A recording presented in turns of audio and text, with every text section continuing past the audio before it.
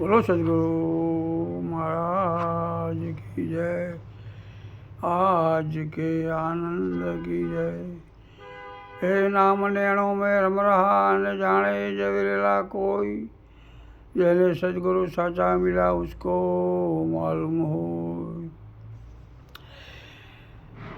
तत्व सार त्रिलोक मान गुरु गोविंद करो, आज अंत मध्य एक छे हरि गुरु संत स्वरूप। બોલો સદગુરુ મહારાજ કી જય।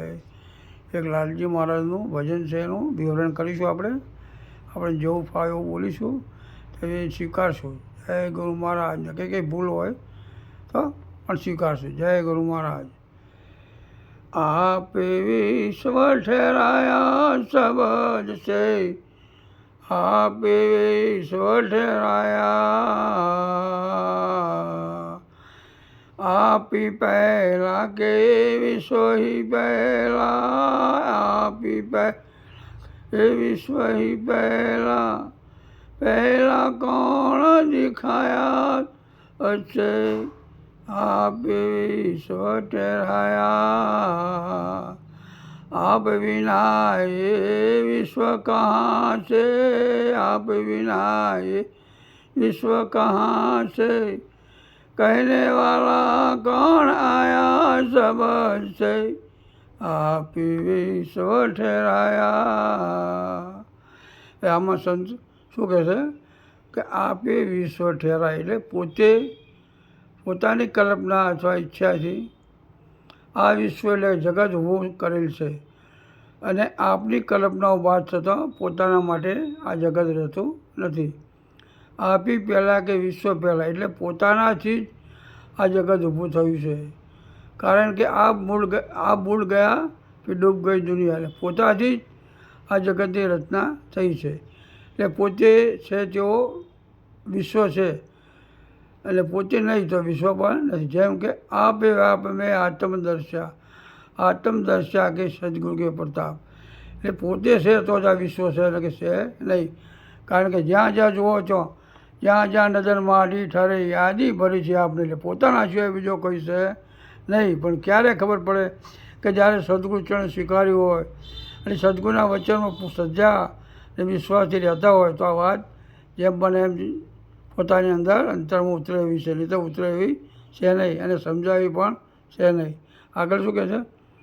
સચરાચરમાં આપી વ્યાપક અમર ગોચર કહાયા, દ્રષ્ટિ તું કોઈ ના આવે, દ્રષ્ટિ તું કોઈ ના આવે, એવી રચી છે માયા સબજ છે, આપી વિશ્વ ઠેરાયા। આગળ શું કહે છે? સચરાચરમાં એટલે સંપૂર્ણ વિશ્વમાં અને અણુમેરુમાં સર્વ પોતે વ્યાપી 47 પૂર્ણા આપી રહેલ છે, કારણ કે તમારી જો નજર પડે છે, જ્યાં જ્યાં અણુથી મેરું, નાનામાં નાની સૂક્ષ્મથી સૂક્ષ્મ કોઈ પણ વસ્તુ આ વિશ્વમાં છે એ એના સિવાય ખાલી નથી, અને પોતે અજર અમર ને અનાદિ અનંત અવિનાશી અને અગોચર, એટલે કે જે કોઈની નજરમાં અથવા જોવામાં આવતો નથી। દ્રષ્ટિએ તો કોઈના ના આવે, એટલે કોઈ પણ વ્યક્તિ કે પુરુષની દ્રષ્ટિમાં આવતો નથી, એવી અજબ તારી પોતાનામાંથી ઊભી કરેલ માયા એ તારા કહેવાથી આ વિશ્વમાં પોતાના પંચમહાભૂતને 3 ગુણ મળી આ પ્રકૃતિની રચના સ્વયં કરી છે। જેમ કે અનાદિ અનંત છોરે મારો આવે નહીં અંતરે, માયા એક અનાદિ અનંત છોરે મારો આવે નહીં અંતરે, એટલે આયમ છે, એટલે કે તમારી જ્યાં દ્રષ્ટિ પડે છે ત્યાં તમારા સિવાય બીજું કોઈ નથી। પણ ક્યારે નથી કે જ્યારે તમે ગુરુમાના વચનમાં પૂર્ણ રહેશો, રહેણી કહેણીમાં રહેશો, તો આ જેમ સેમ તમને સમજાશે। જ્યાં જુઓ ત્યાં આપના જેવા, જ્યાં જુઓ ત્યાં આપના જેવા, સામા નજરે આયા, સંત મળે તો સંત જેવા, સંત મળે તો સંત જેવા, જૂઠે જગત ભર માયા સબજ છે, આપી વિશ્વ ઠેરાયા. એ શું કહે છે આગળ કે જ્યાં જુઓ તો આપના જેવા, એટલે કે જ્યાં તમારી દ્રષ્ટિ પડે ત્યાં તમારે સિવાય કોઈ છે જ નહીં. જેમ કે બીજો કોઈ છે જ નહીં, કોઈ દેખાય સ્વયં પોતે જ સગળે વ્યાપી જેવી જેની કલ્પના લઈ આવેલ છે તે મુજબ પોતાના સાધન દ્વારા ક્રિયા કરી રહેલ છે. તેમાં પોતાને કંઈ પણ કરવા પણ નથી, પોતે અક્રિય છે. સંત મળે તો સંત જેવો, જે પુરુષને જિજ્ઞાસા જાગે છે તે પોતે સદગુરુ ચરણે સર્વ અનાત્મ તત્વ સમર્પણ કરતો, સદગુરુની દયા અને કરુણા વરસતો પોતાના સ્વરૂપ બનાવે છે. કેવા બનાવે છે? પોતાના સ્વરૂપ બનાવે, શિષ્ય બનાવતા નથી. અને જેણે જેમ છે તેમ સતનામ જાણ્યું છે અને નથી, અને ખોટા ડોળ કરીને સેવકો બનાવી આ વિશ્વમાં ભરમાયા ખોટા જપ તપ વ્રત વગેરે ક્રિયાઓની સેવાઓ કરાવી રહ્યા છે. કારણ કે આ બધું ઢોંગ છે. કારણ કે આ બધી ક્રિયાઓ કરવાથી તમને લાભ શું છે કે તમારા શરીરનો લાભ થશે, શરીર સ્વસ્થ છે. પણ જે તમારે પોતાના સ્વરૂપને જાણવું છે એ આનાથી જણાય એવું નથી. જેમ કે કૃષ્ણ કહો ને અવસર છે કહેવાનો, એટલે આ અવસર જ જે કહેવાય એવું છે. કારણ કે મનુષ્ય શરીર સિવાય બીજા કોઈને આ વાત સમજાય એવી નથી. કેમ કે બીજા બધા જીવો મૃગજ્ઞાની ના છે, ત્યારે મનુષ્ય છે ચાર તત્વોને અંતસ્કરણ વધારે આપેલા છે. તેનાથી વિચાર કરી શકે છે, વિચારી સમજી શકે છે, બીજાનું ગ્રહણ કરી શકે છે, અને એ પ્રમાણે પોતે સ્વયં અંતરમાં ઉતરી એ પોતાની ખોજ પણ કરી શકે છે. પણ ક્યારે કે સદગુરુની શરણે ગયો હોય અને એના વર્તનમાં રહ્યો હોય તો એને આ બને છે, તો બને એવું નથી. લઈને નિરખી નિશ્ચય કિયા જબ સત્ય સ્વરૂપ દિખાયા. લઈને નિરખી નિશ્ચય કિયા જબ સત્ય સ્વરૂપ દિખાયા.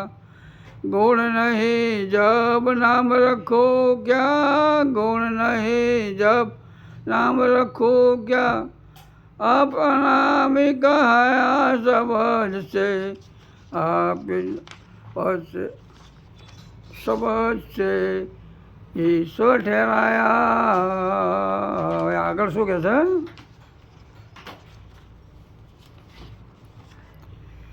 લઈને દેખીએ એટલે જેમ છે તે યથાર્થ સ્વરૂપની પ્રાપ્તિ માટે ત્યારે સાધનમાં રહેલા પુરુષને નિજ સ્વરૂપ જાણવાની જિજ્ઞાસા તથા તડપ લાગે છે, ત્યારે સદગુરુ તેની સમક્ષ આવી મળે છે. તે યોગે સદગુરુના વચનમાં આધીનતા લાવી સર્વ તેમના ચરણે સમર્પણ કરતો, સદગુરુની દયા અને કરુણા અને પ્રેમ નિજ પર પ્રગટતો, શબ્દરૂપી દિવ્ય ચક્ષુ દ્વારા સત્ય સ્વરૂપની ઓળખાણ દેદાર સહિત દર્શન કરાવી નિજ સ્વરૂપની શાન આપી. ગુણ નહીં જબ નામ રખો ક્યાં, એટલે જે ગુણાતીત છે, જેની સત્તા વડે ગુણો ગુણામાં વર્તી રહ્યા છે, પણ પોતે કેવો છે? નિર્લેપ, અચળ, અનંત અને ક્રિય છે, અને સર્વમાં વ્યાપકપણે સત્તા આપી રહેલ છે. સર્વ તેના વડે સર્વ નામો પોતે જ બોલી રહ્યો છે. એવો અનામી સર્વ લીલાને સર્વમાં રમણ કરી રહ્યો છે. તે તું પોતે જ છે. પણ જ્યારે આ પદ સમજાય ત્યારે ત્યાં સુધી સહી છે નહીં, જ્યાં સુધી દેહાધ્યાસ છૂટે નહીં, ત્યાં સુધી જગત ભાવ જાય નહીં, જ્યાં સુધી હું મારું મરે નહીં, ત્યાં સુધી આ જેમ સેમ સમજાયું નથી. આયે અનામી जाए न नामी नाम कहाँ से तुलाया। गुरु पुरुषोत्तम लाल को मिलिया, गुरु पुरुषोत्तम लाल को मिलिया। जब से नाम में पाया सबज से आप विश्व ठहराया। શું કહે છે? આએ અનામી જાય ન નામી, એટલે પોતે સ્વયં પ્રકાશિત અનંત અનાદિ અને અવિનાશી છે. તે આવતો નથી, જતો નથી. પણ જ્યારે જીવાત્મા પોતાની વાસના અને તૃષ્ણા વડે બંધાય છે, તેથી આવવા જવા પણ છે. ત્યારે આવે છે ત્યારે પણ અનામી પણ આવે છે, અને તેનું પ્રારબ્ધ પૂરું થાય ત્યારે આ દેહનો લય થાય છે. આ દેહને શમશાને લઈ જાય છે ત્યારે તેને લોકો નનામી કહે છે. કહેવાનો ભાવ જન્મ મરણ આ વાસના લઈને શરીરનું છે, આ જન્મ મરણ કોનું છે? વાસનાલિંગ સર્વનું છે. જે પોતે અનાદિ અમર છે તેનું જન્મ મરણ છે જ નહીં. પોતે સ્વયં અનંત સ્વરૂપે વ્યાપી રહેલ છે. સંત કહે છે મને જ્યારે સદગુરુ મહારાજ મળ્યા પછી મને નિજ સ્વરૂપે ઓળખાણ કરાવી, ત્યાં સુધી મને ભાન હતું નહીં. બોલો સદગુરુ મહારાજ કી જય. આજ કે આનંદ કી જય. દરેક સંતોને રણછોડરામ મહારાજના જય ગુરુ મહારાજ.